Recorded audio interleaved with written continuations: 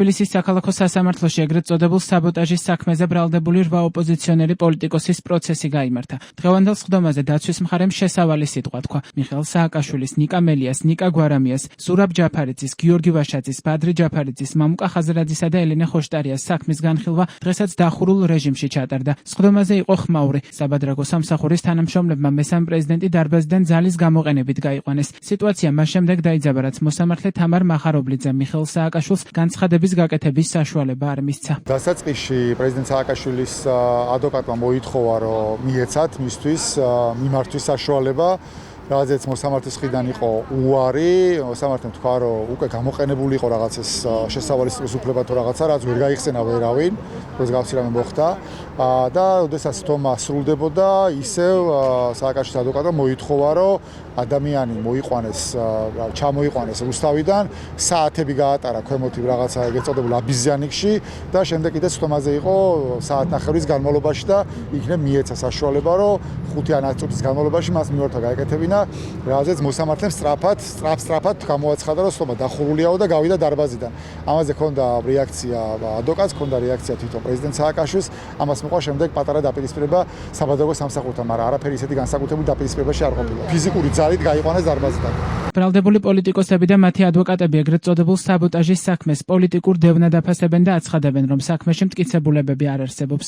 აღნიშნული საქმის განხილვა თავისი შინაარსით არის უპრეცედენტო იმ თვალსაზრისით, რომ ფაქტობრივად სრულიად ოპოზიციური სპექტრის გასამართლება ხდება საბოტაჟის მუხლით და ძალიან ცუდი პრაქტიკაა ბოლო პერიოდის განმავლობაში, რომ პოლიტიკოსები თავიანთი საჯარო აქტივობის, საჯარო განცხადებების გამო საბოტაჟის მუხლით არიან გასამართლებულნი.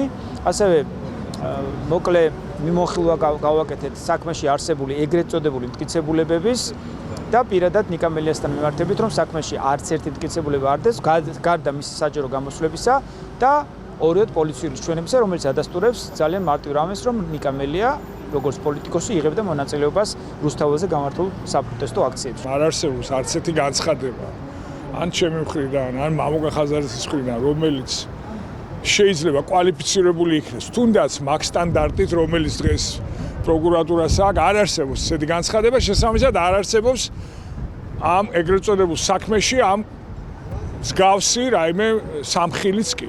იმიტომ არ არსებობს. ესეთი დავალება აქვს პროკურატურას დავალებას ასრულებს.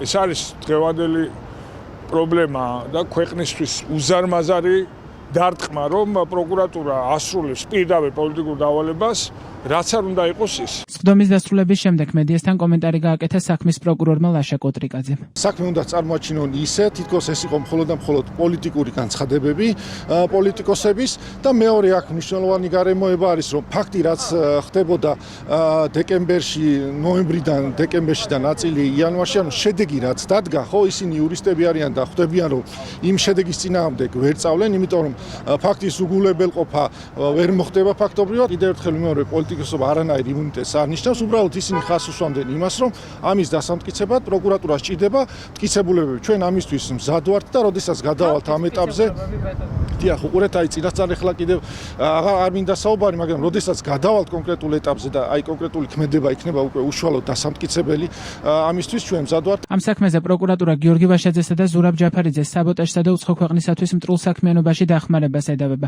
დანაშაული 7-დან 15 წლამდე თავისუფლების აღკვეთას ითვალისწინებს. პატიმრობაში მყოფ ელენე ხოშტარიას ბრალის 3 მუხლით აქვს წარდგენილი, რაც საბოტაჟს ამ დანაშაულისთვის მატერიალური რესურსების მიწოდებას და უცხო ქვეყნისათვის მტრულ საქმიანობაში დახმარებას გულისხმობს. დანაშაული 7-დან 15 წლამდე პატიმრობას ითვალისწინებს. საქართველოს მესამე პრეზიდენტს პატიმრობაში მყოფ მიხეილ სააკაშვილს კონსტიტუციური წყობილების ძალადობით შეცვლისკენ ან სახელმწიფო ხელისუფლების დამხობისკენ მოწოდებას ედავებიან, რაც 3 წლამდე პატიმრობას ითვალისწინებს. ნიკა გვარამიას, ნიკა მელიას, მამუკა ხაზრაძესა და ბადრი ჯაფარიძეს კი ბრალის საბოტაჟის მუხლით აქვთ წარდგენილი, მათ 2-დან 4 წლამდე ვადით პატიმრობა ემუქრებათ.